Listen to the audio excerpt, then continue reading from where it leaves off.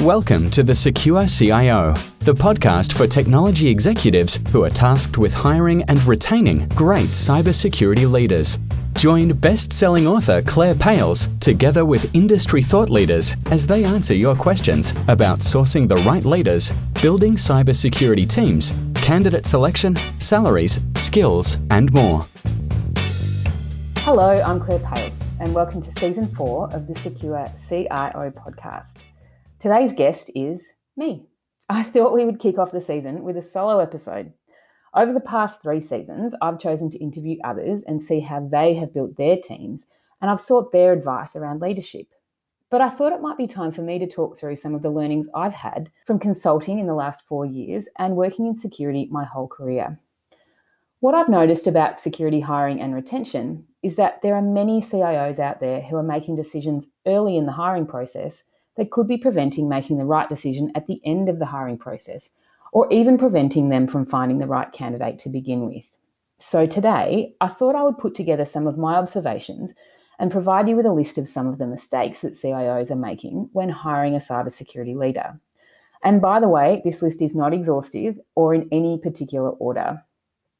Now, I don't mean to pick on CIOs, but depending on which survey you read, about 60 to 80% of security leaders do report to a CIO, or a head of technology, or a GM of tech, or a CDO, that most senior technology leader in your organisation. And even C-level security leaders can still report into the head of technology. Many CIOs don't have the ability to hire, nurture, or retain cybersecurity leaders unless they're really thinking through what that CISO or head of information security is there to achieve and how they can support them. CIOs have many plates spinning. They have to be business leaders, keep the lights on, manage infrastructure, manage data, operations, and align all their actions with the strategic direction of the business. All the while also being accountable for protecting the reputation and the perimeter from cyber attack. This is exhausting without the right leaders alongside them managing the day-to-day. But CIOs are not always finding the right security leaders to stand beside them. And for those CIOs who are not always finding the right security leader, what is that? Why are there empty roles? Finding that leader has proven difficult for many CIOs, and here are 7 mistakes that are sometimes made when hiring a security leader. The first one is the reason for hiring does not set up the CISO for success or head of information security. And I'll use these 2 terms interchangeably, even though there is a difference, and that's probably a podcast for another day. When I wrote my book, I put in 3 reasons that you might be hiring a cybersecurity leader. But since then, I've expanded this list to 5. Firstly, a regulator might require you to hire a leader of cyber. Secondly, an auditor might suggest a strategic leader. Thirdly, a breach investigator might say, if only you'd had a security leader with a vision to uplift security controls, you might not be in this position. Fourth, a board member might be on numerous boards and they see security leaders in other organisations and they demand that your business addresses security risk by finding a leader. Or the 5th reason might be you've had an exit of a previous CISO. All these reasons are reactive triggers to hiring a security leader, which means the hiring meets a management action. The leader, therefore, isn't necessarily coming in because the organisation wants to be more secure. The leader is being hired because the organisation must uplift their security, and bringing in a leader is part of that requirement. If organisations could bring in the leader strategically before they have it forced upon them, maybe they'd be more likely to have done the hard thinking about how they will utilise and justify that resource and how they'll support them to achieve success. The second mistake that's often made is that if you're replacing a CISO, you use the same job description as you've used previously, which means the incoming CISO doesn't really know what's required of them. The CISO you need today is not necessarily the CISO you needed a few years back, or even the CISO you're going to need in 2 years' time. Some CISOs are builders, some are runners, some are change makers. If you have a security function that is humming along, you may not want to employ a change maker. That could be completely disruptive to your security function and your organisation. The job description should be written for those skills and experience that you need now and in probably the coming 18 months.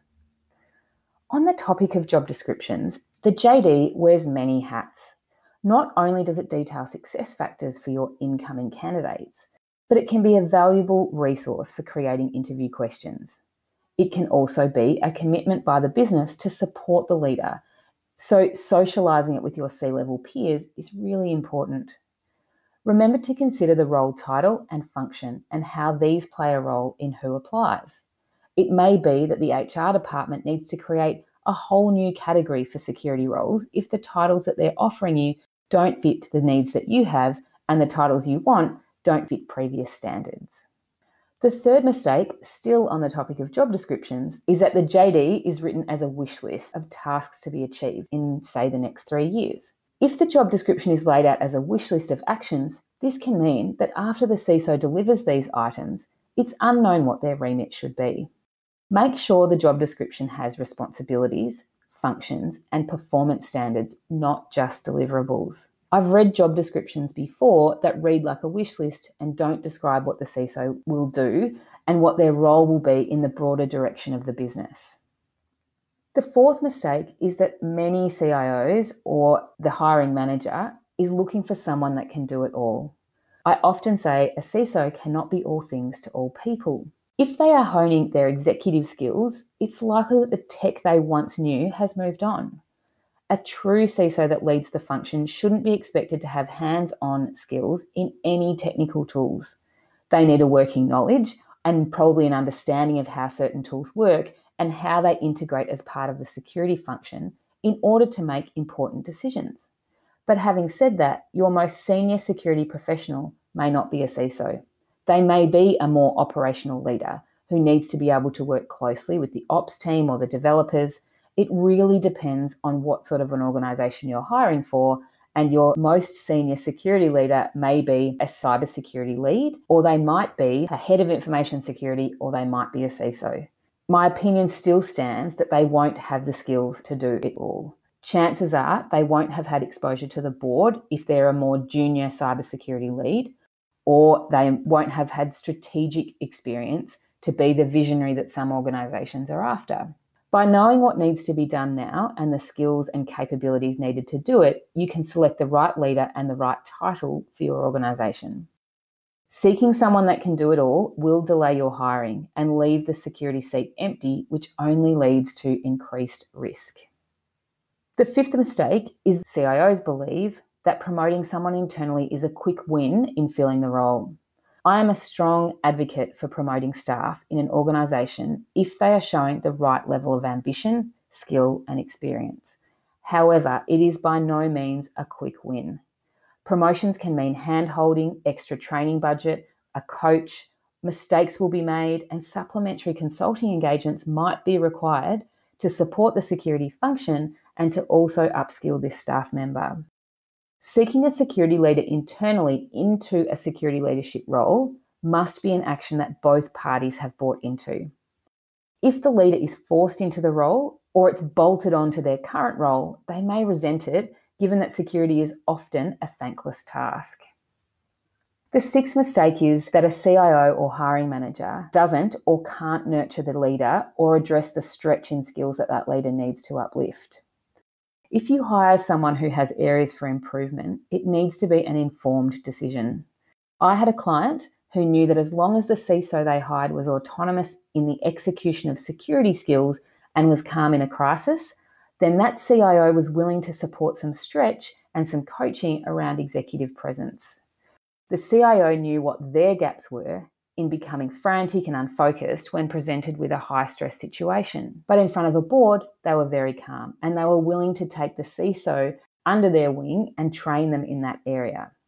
To find a CISO who complemented their skills was key, and addressing the stretch can be rewarding for a CIO as we rise by lifting others.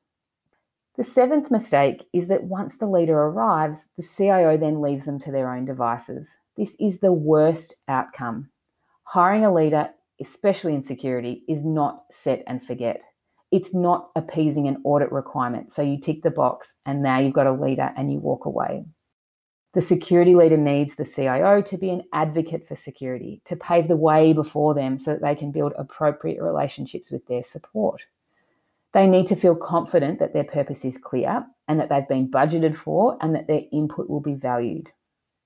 Security leaders aren't looking for any special treatment, or they shouldn't be, and they certainly don't want to be hired because of a compliance requirement.